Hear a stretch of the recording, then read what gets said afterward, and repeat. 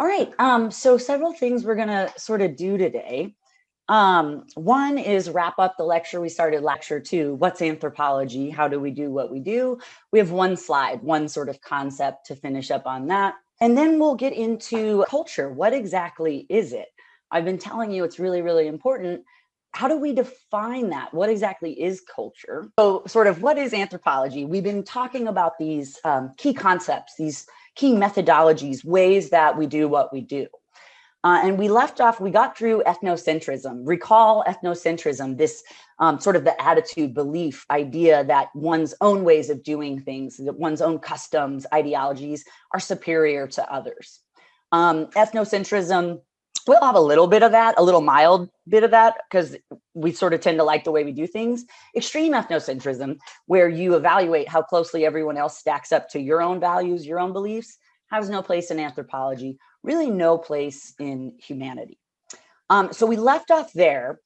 That brings us to our last sort of concept that we'll talk about. We need to understand the difference between emic and Edic perspectives. So what is that? Excuse me. So the emic perspective comes, it's the view, the understanding that comes from the people inside the culture, members of the culture. It's their subjective understanding of meaning of the way the world works.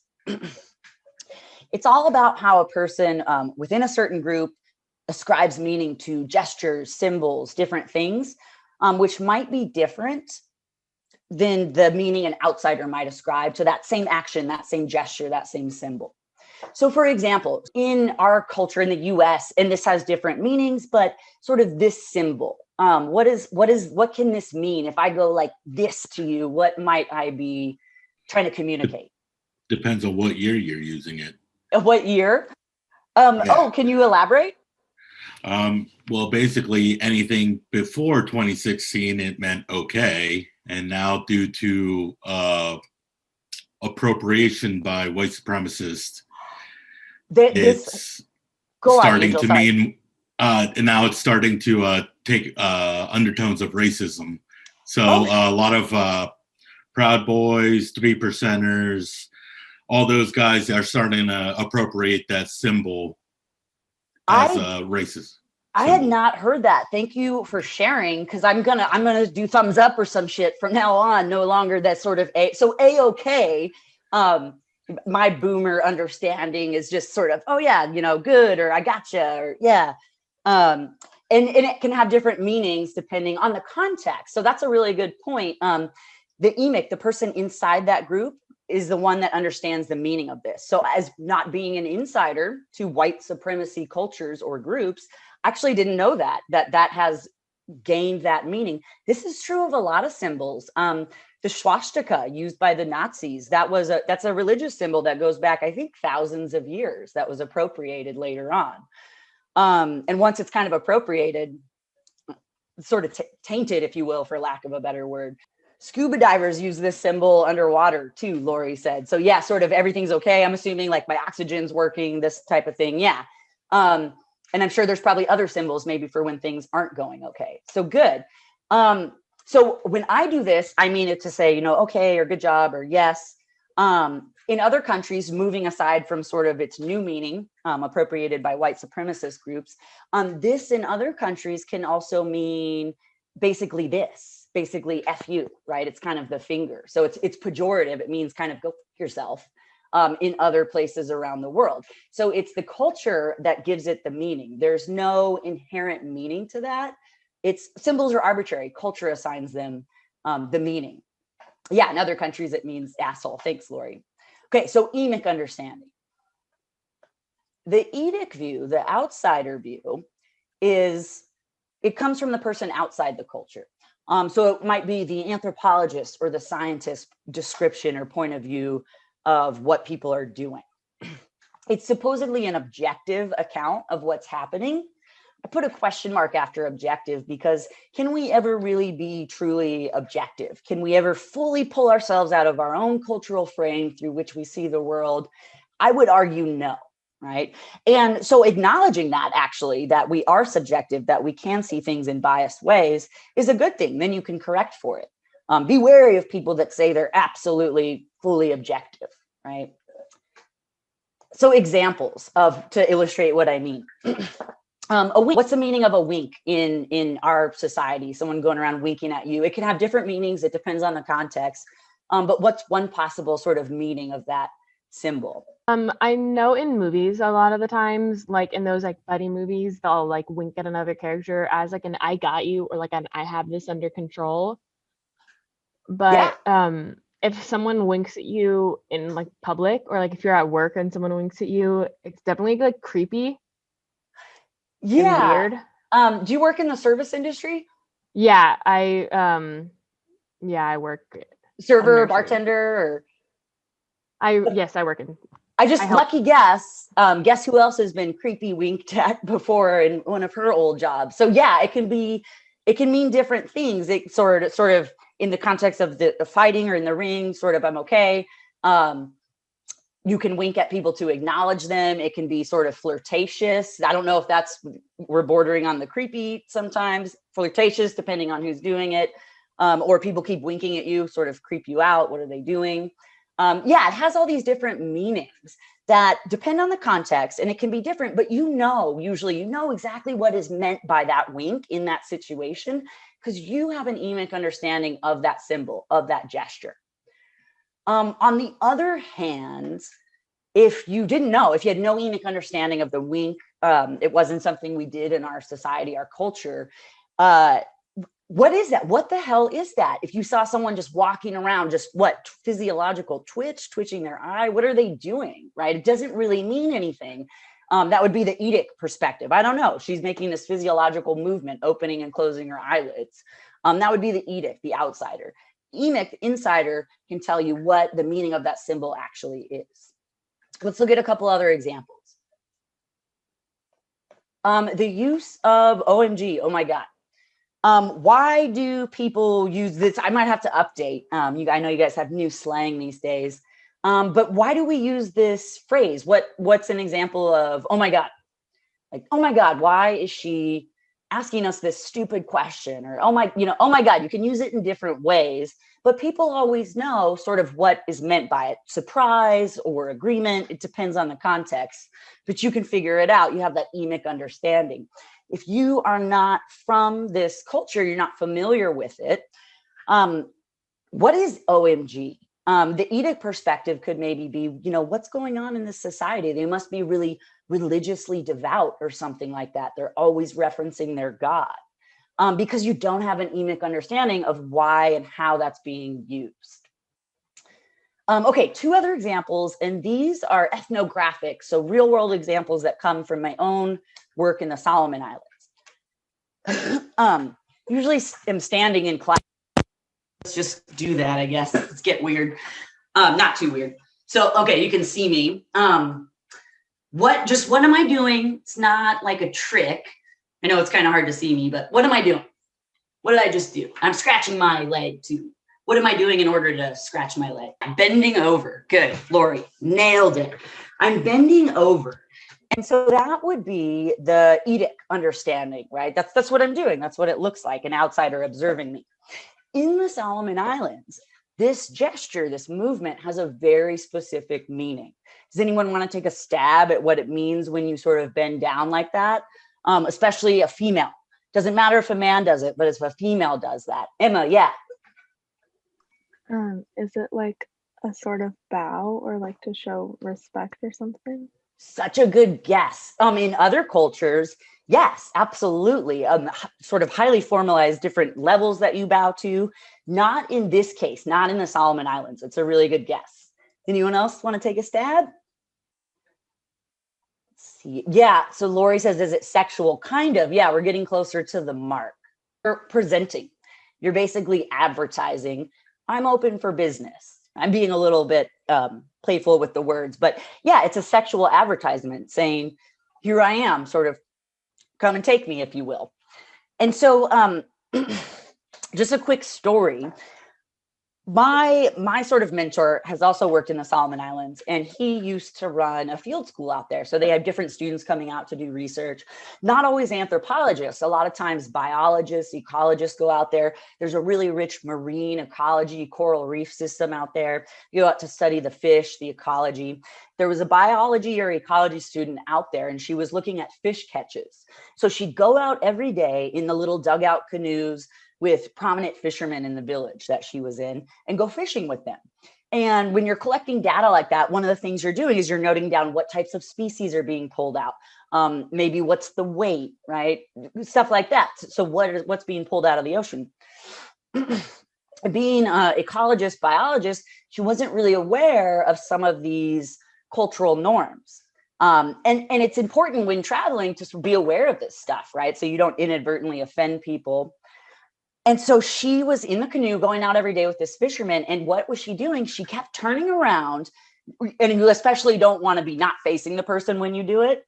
That means, again, that you're presenting, you're saying, here I am. She kept turning around, bending over in the boat to sort of collect her data, to pick up the fish, to write stuff down. She's doing this again and again all day in the boat, having no awareness of what she's sort of signaling. So the fisherman, the man that had been going out with her, he's back in the village one afternoon and sort of joking with his buddies, talking about, this chick, basically, she wants me, right? She keeps doing this and that in the canoe. And whether he knew that's what she was doing, I suspect he had an idea she wasn't aware. Anyways, the wife of this fisherman gets wind of this, that this female keeps doing this in the canoe. And she basically tears off across the village to go kind of beat the shit out of this girl. She was pissed. Luckily, other people sort of were aware of what had happened, what was going on. They were able to calm the situation down. No one got beat up, none of that stuff. But it has a very specific meaning to the members of that culture. And this poor girl, sort of being unaware of that, she actually kind of ruined her ability to work in the village, right? She had kind of offended people. She had too many sort of taboos she stepped on, and found it hard to sort of get her work done after a while. I think she ultimately ended up leaving before she was done. She just had a hard time working with people. So looks like I'm just bending over. In certain cultures, such as the Solomons, super specific meaning to that action, to that symbol, if you will. One other example, and this one kind of happened to me. So when I was in the Solomons, and I think it was a birthday or maybe a funeral, but there was a large gathering, lots of food, sitting in the kitchen, which is essentially a fire outside with maybe a piece of corrugated iron over it to keep the rain off. And I was making small talk, right? I learned Pidgin, but you only have so much you can say when you're learning a language. So I was trying to come up with shit to say. And sitting next to someone, and I said, I really like your necklace. It's a really cool necklace she had on.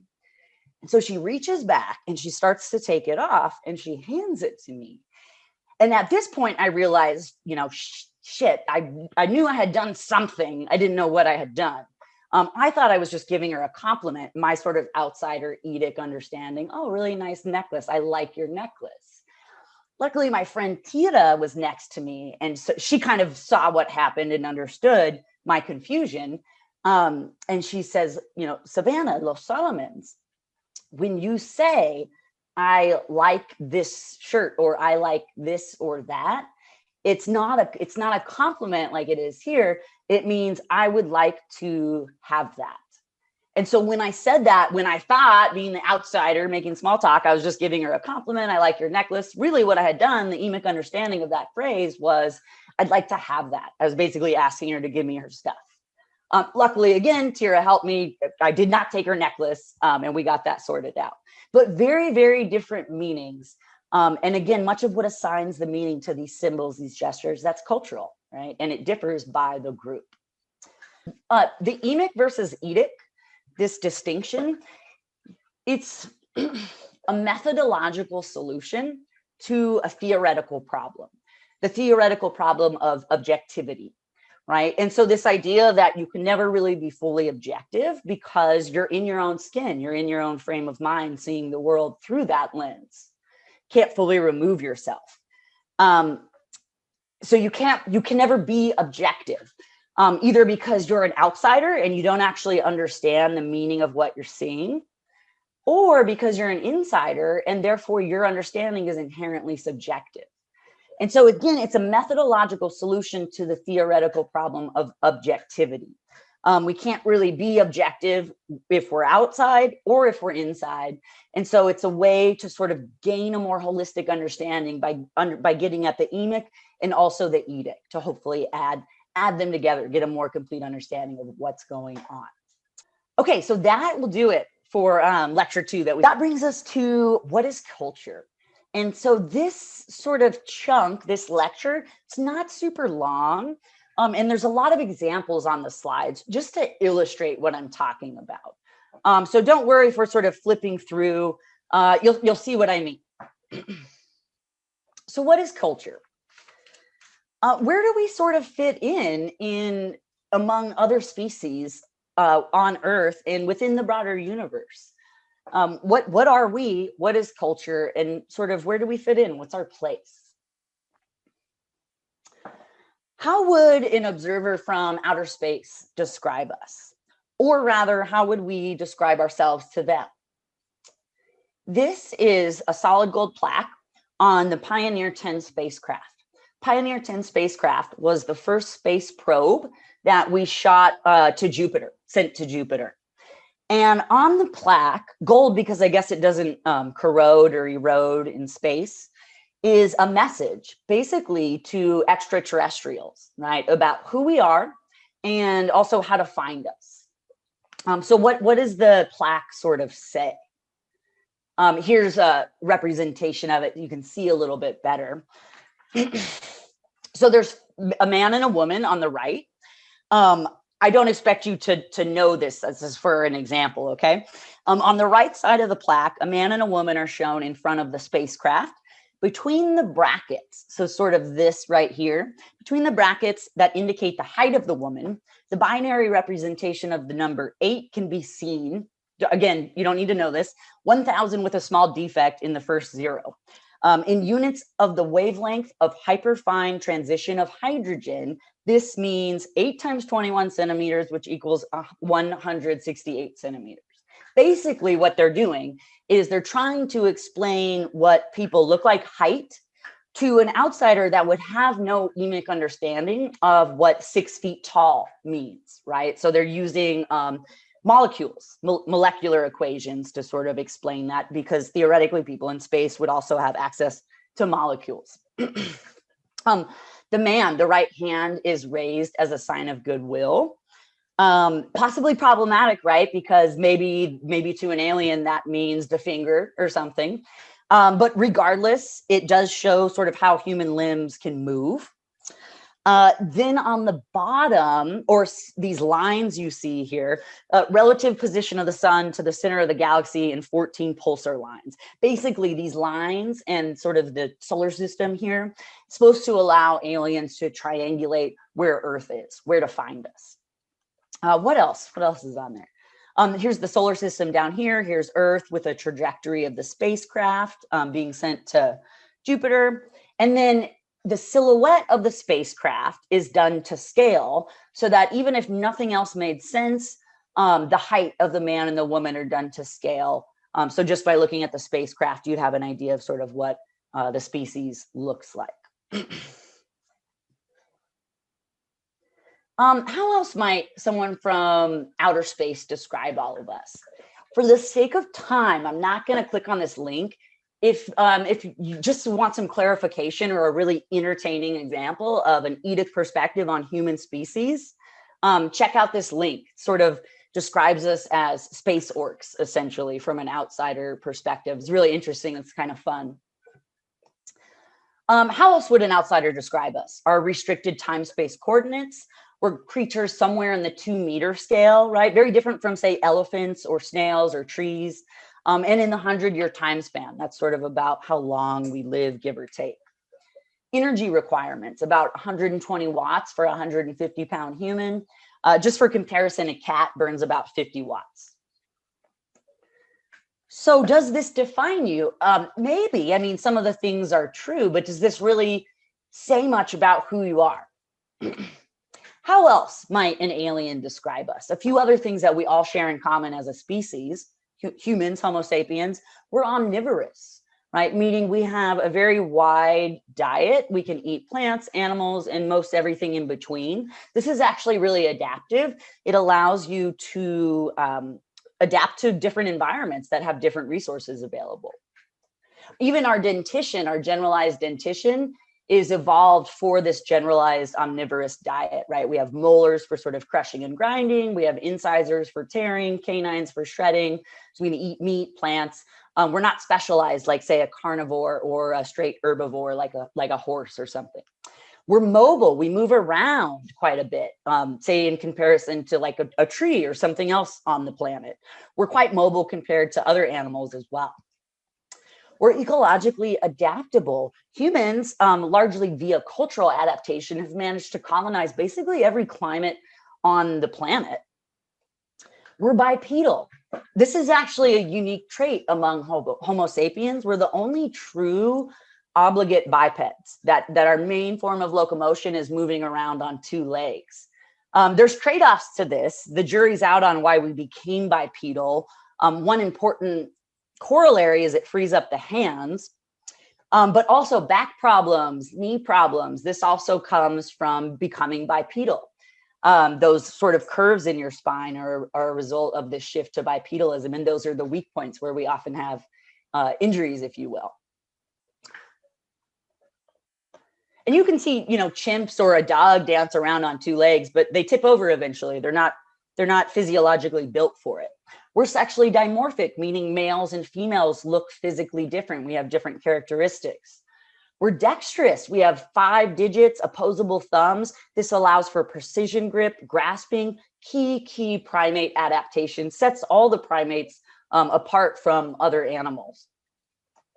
We're talkative, right? I'm demonstrating that right now. We communicate. We rely on communication to survive, really. We'll start talking about language next week. We have relatively big brains. We have a large brain to body size ratio. So like, for example, an elephant's brain is larger than a human's, but when we look at brain to body size ratio, humans have a larger brain size relative to their body. Very intelligent. We make and depend on lasting relationships. We don't live in isolation. We're social creatures. Dogs, not cats, right? And humans literally won't develop, learn language and all these other things without social interaction. It's the interaction that triggers that. And we need to communicate info to survive. Knowing the difference between the meaning of this versus this, I'm not flipping you guys off, is really important. Oftentimes our survival depends on that, right? The shared understanding of the group, that's really important. Okay, just a quick sort of poll question. It's a practice question. The types of descriptions I just mentioned, omnivorous, bipedal, dexterous, would be considered what types of descriptions of humans? I'm going to go ahead and take a stab at it. Are those emic descriptions, etic, anthropomorphic, holistic, genetic? Where do those fit in? The answer is etic. These are etic descriptions.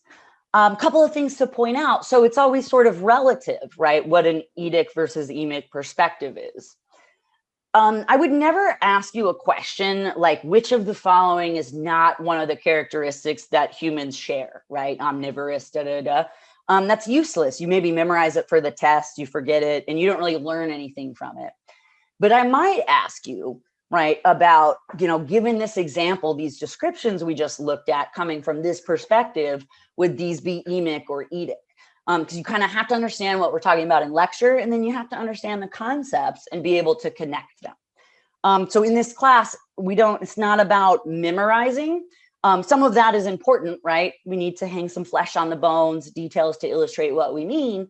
But critical thinking really is the goal. When you get out of school, you're going to forget 90 to probably more like 99% of what you've learned, the facts, the stuff you've memorized, but you will hopefully know how to think critically for yourself.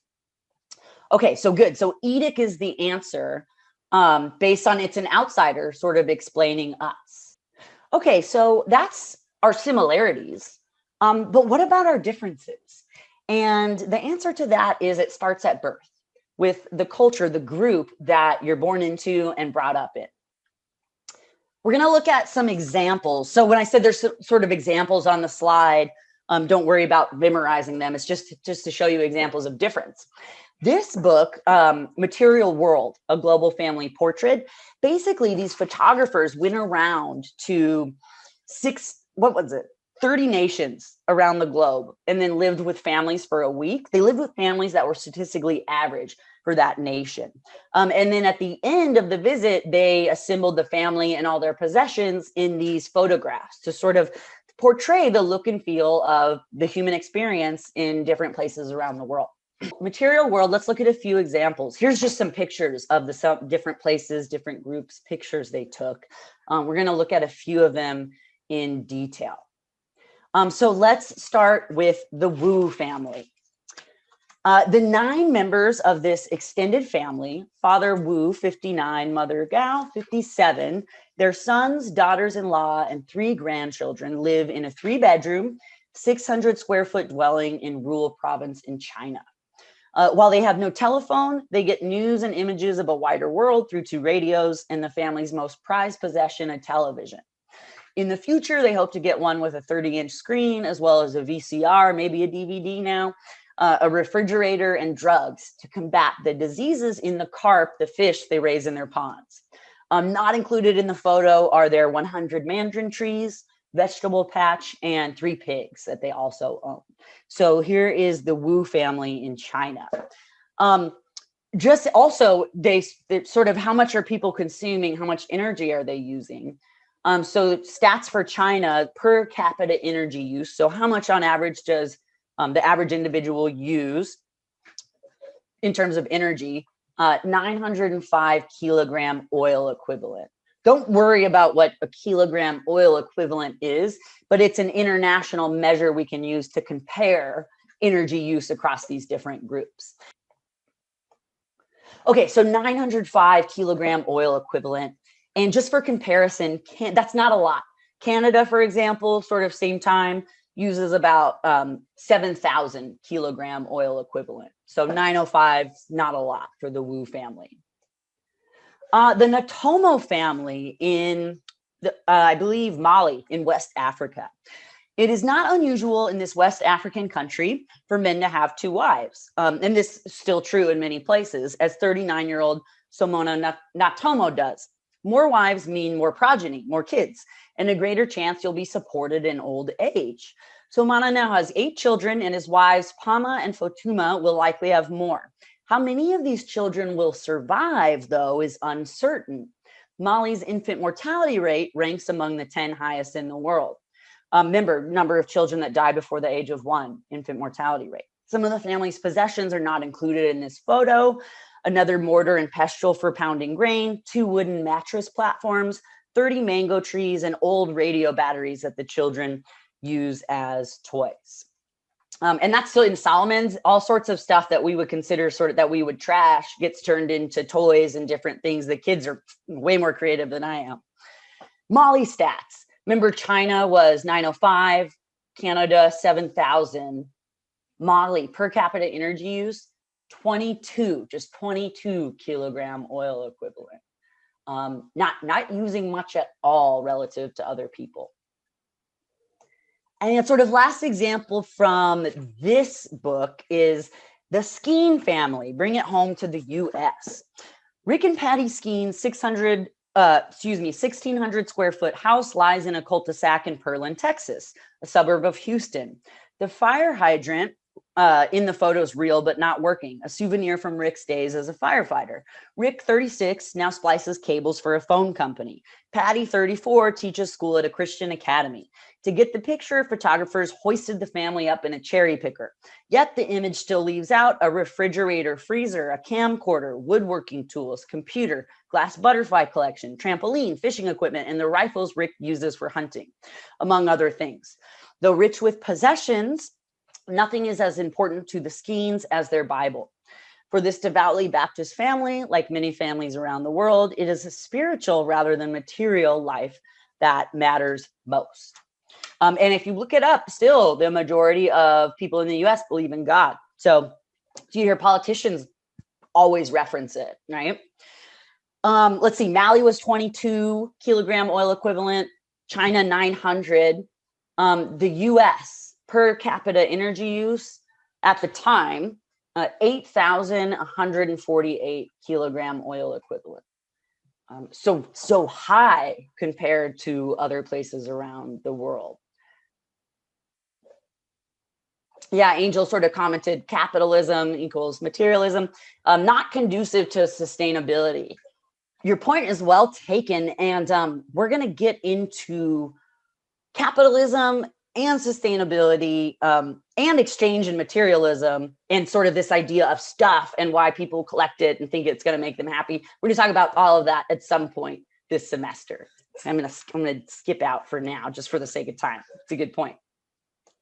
And so, and actually, to that point, that's highlighting through these examples, kind of not just examples of difference, but also some interesting questions related to consumption. And, you know, you often hear that there's too many people and not enough resources. That's bullshit.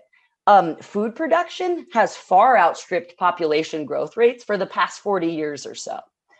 There's, in most cases, when there's famine or people dying from hunger in a country, there's food surpluses in those countries.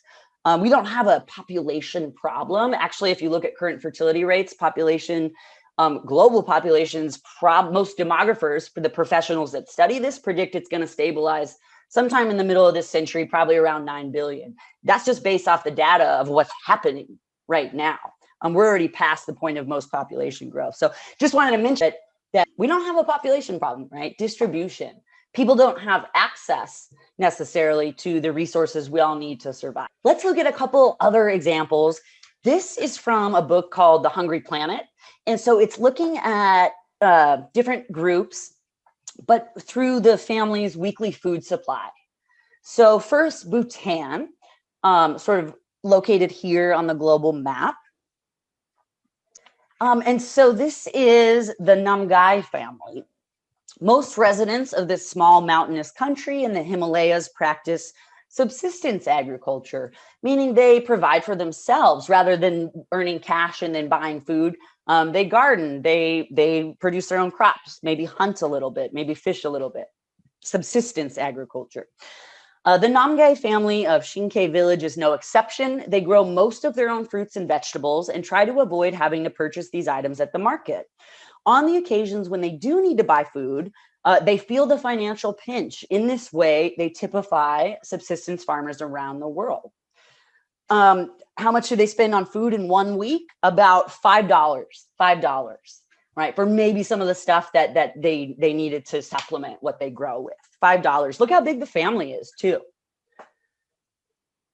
Chad, let's go over to West Africa. Chad, the Abukar family. How much do they spend per week on food? $1.23 on the weekly food supply here.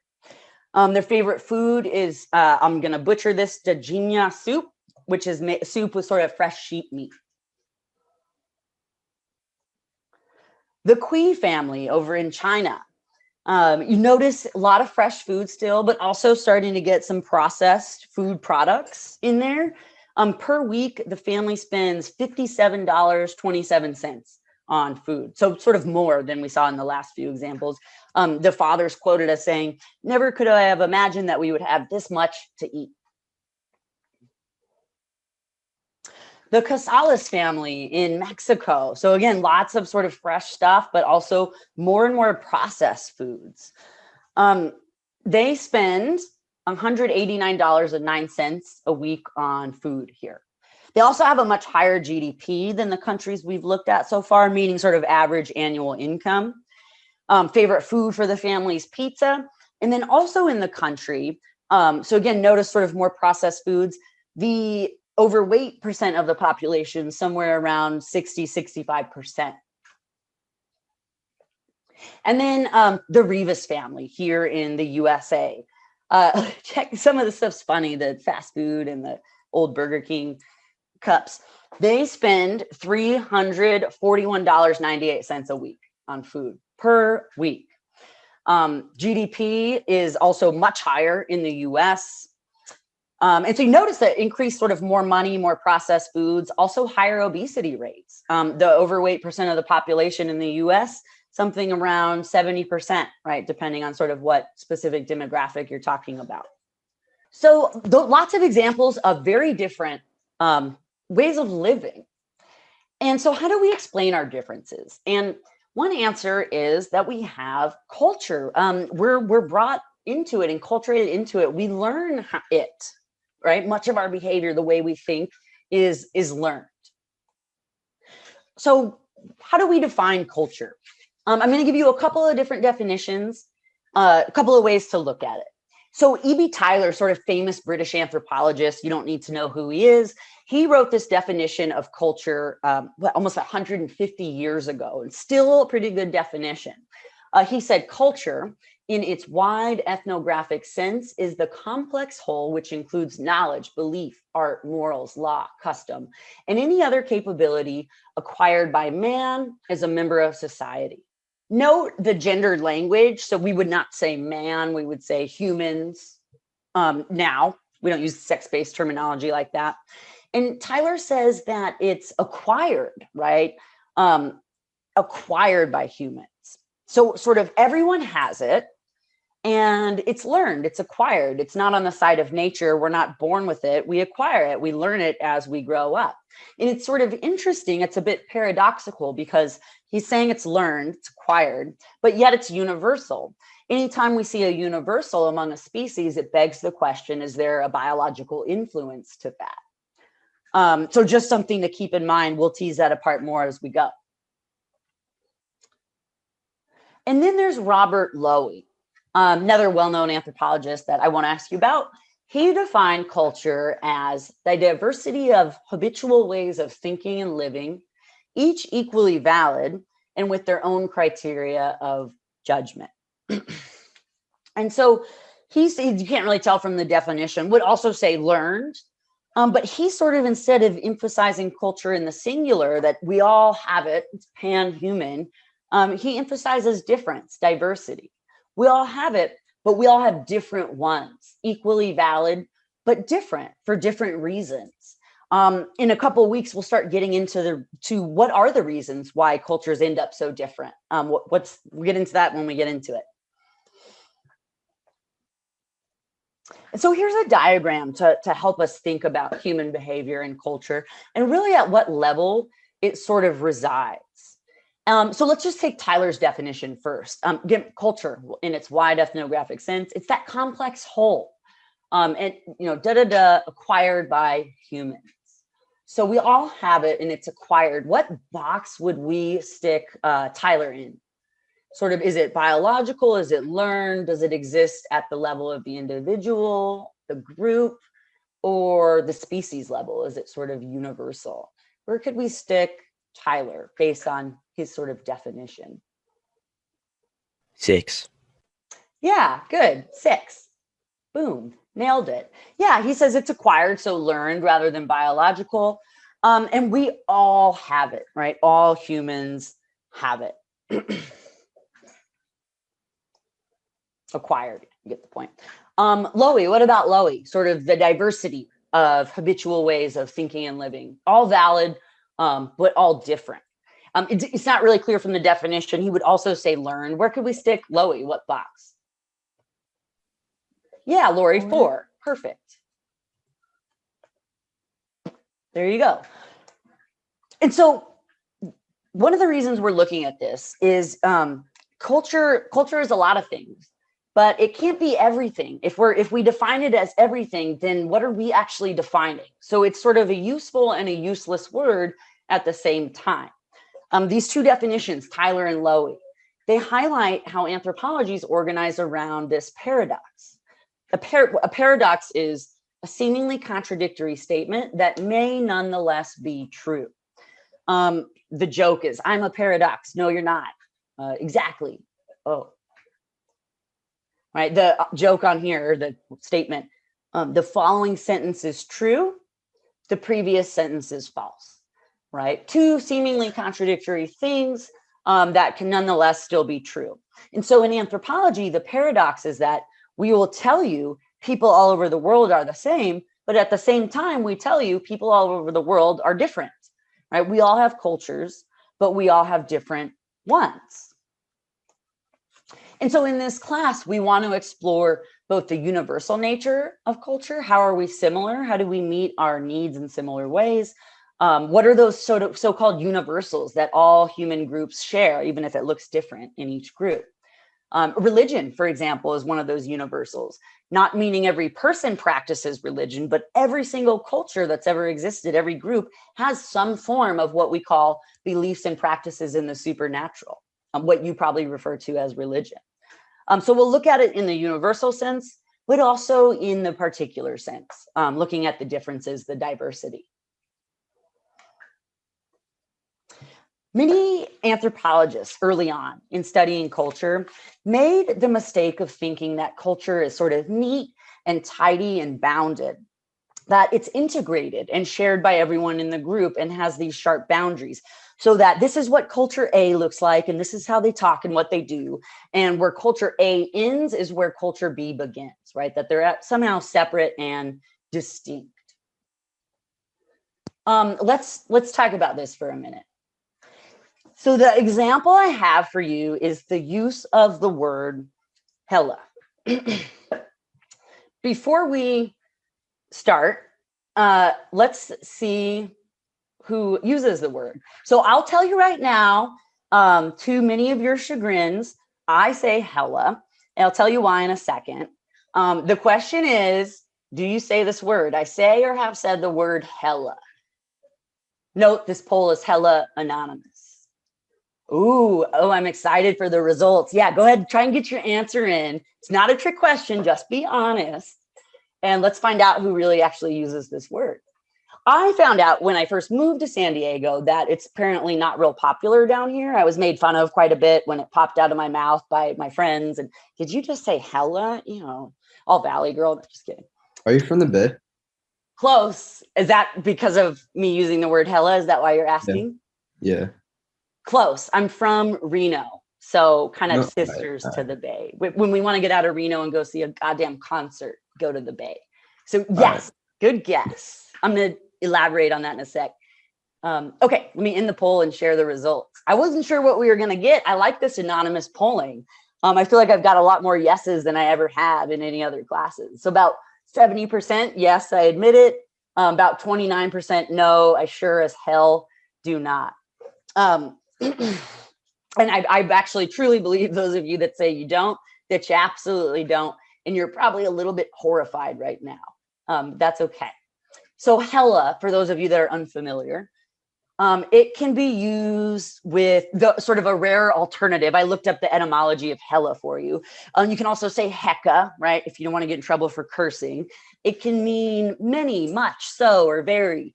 It's usually used in place of the words really, a lot, totally, very. And in some cases, yes. Do you want to come out tonight? Hella. So examples, I haven't seen you in hella days. There was hella people there. I'm hella drunk. No, you're not. Are you coming out tonight? Hella bruh. However you guys say it. And we hella don't care. And you can use it in all sorts of ways. Where in California do people use this term? Someone already kind of touched on it. Where is this known to originate from?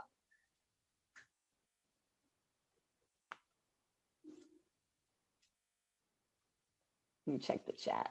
I'm seeing some people in the group chat say like North California, but I never realized that. Now, are you from NorCal? No, I'm from SoCal, and I've used hella like for, I mean, pretty steady while now. I didn't know it was from the Bay. Yeah. Now, well, you don't have to answer. I don't mean to put you on the spot. Have you ever been called out for saying hella down here in SoCal? I don't know. I guess it depends on like the people. Like, I don't really care about some people's opinion. Hella is gonna seem a little weirder, but it's not necessarily like a problem that I use hella. Maybe they're just like, oh, like don't use slang right now. Like talk a little more proper or whatever. Okay, yeah. And good. I'm glad you don't care. I don't care either. I'll say it all day long and we can make fun of it too. And good. We're all just people in here. Gwen Stefani, I don't sorry, go ahead, Ariane. Oh no, I was just saying I'm pretty sure like actually I can't say that I'm sure, but like my understanding, I guess, was just that it's like it originated from like Oakland rap, like Too Short, Mac Dre, that kind of thing. Yeah. And actually, who knows, maybe it's sort of mystical, lost in time, exactly when it originated. That's a good question. I've definitely gotten shit for it in SoCal though, for sure. Yes, as have I. And Quinn was saying, like half my family's in New York, so like they give me like because the New York version of Hella is OD, so like OD, yeah. So they give me mad shit for that. Right, yeah, because that's not what they do, right? You're sort of you're doing it wrong. You're not, right? Hopefully I'm being kind of facetious. Ash, what were you gonna say? Yeah, so it's weird because I'm from Pennsylvania and no one says OD, and I hear hella all the time. So when you asked who says hella, I was like, literally what? Like everyone says it, and now I'm suddenly aware that not everyone says it because everyone says like hella, or it's like some variant of hella that's like really fast and like kind of slang. And so it's just like, I don't know, but I mean, ever since moving to Southern California, I've noticed that there's like a lot of differences. So I guess that this makes sense. Yeah, well, and I mean, same for me. Like before I moved down here years ago, I didn't know that this was like a colloquial marker of different regions and that not just everyone didn't just use it. I learned that only when I used it and someone, my friend basically made fun of me or whatever. Which who cares, use the words you use anyways. So yeah, it's interesting. And because what we're often sort of used to, what we're enculturated in, what we do, it highlights this point, like we think that everyone else kind of does it that way too, but often that's not the case. And I know that wasn't really your point, Ash, but it highlights it. So great, you guys. And the chat kind of hitting on similar stuff, people coming from the Bay or using it in SD, not really maybe knowing is a thing. Don't change your use of it just because it's a thing now. And this is probably changing. That's another thing about culture. It's not static. It's always changing. Okay, so to answer the final answer, right? Where do people use the term? This is our Hella map. California, the Hella Golden State. And so this is said to be sort of the main zone where the word comes from. We can leave the jury out on that. But insofar as we know, you start heading north, it's like, hella, what'd you say? Start heading south, haha, did you just say hella? And depending on who you're around in SoCal, fuck up, don't use that word. So very different reactions and opinions. Someone from UC Davis, I just like this quote, notes that using the term in the presence of SoCalers can elicit a range of extreme reactions, right? So it depends on who you're around. Is this map accurate? And the answer is not necessarily, right? Several of us just said we use this word, and we're down here in the red zone, where supposedly people don't really use it. It's being used in Pennsylvania, people from the Bay Area. And so it's not accurate. People sort of bring things with them. They leave other things behind. Culture is not static. It's not bounded. It's fluid. It's dynamic. It changes. It moves. And someone asked, am I from the Bay Area? So I told you I say hella too. And I'm from Reno, which is not the Bay, but kind of close. And we hella say hello there too, right? So I brought it down with me here to San Diego. Wait, I'm from the Bay and nobody I know really says it. So yeah, exactly. This map is not accurate, right? We can draw these boundaries for analytical purposes, but in reality, not actually necessarily representative. That we have these ideas about where you say it, where you don't, or maybe didn't know that at all, right? And so culture doesn't work like that. It's more dynamic, which is sort of what the last slide was showing, but I don't like this graphic, so we're going to move on. But it moves, right? It doesn't stay the same. It changes. The only constant in culture is it's always changing. Other meanings of the word culture. etymology is the study of the history of words. So when did they enter a language? From what source? How has their form and meaning changed over time? And so the word history, the etymology of culture, is this. First, a verb. So culture comes from the Latin root of cultivate, or to grow. I always think of like a bacteria culture that sort of grows. Then a thing, a noun, a product of nurturing, right? The US culture, the Hmong, the Kung culture, right? They have this culture. Then a metaphysical thing, or sort of an attribute, a characteristic, a noun. I'm cultured and you're not, right? Very ethnocentric. And then even something that can be made, right? Arts, music, other symbolic items that we consider, right? Part of their culture, or this culture, or that. Few things are definitely clear. Culture is essential to being human, to our species. It is what puts food in our mouths, clothes on our back. It's what allows for communication, cooperation, and all these other things really key to our survival of living in groups.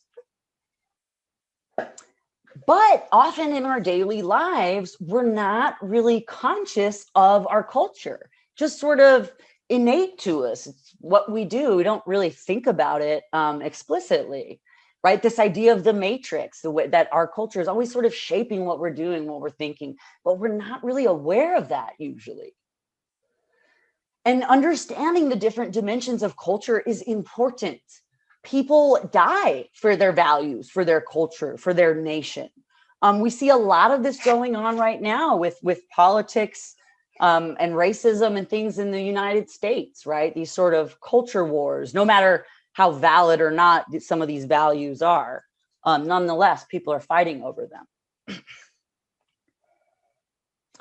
So culture is key to humans as a species. The next question is, are we the only ones that have culture? Do any other animals also have culture?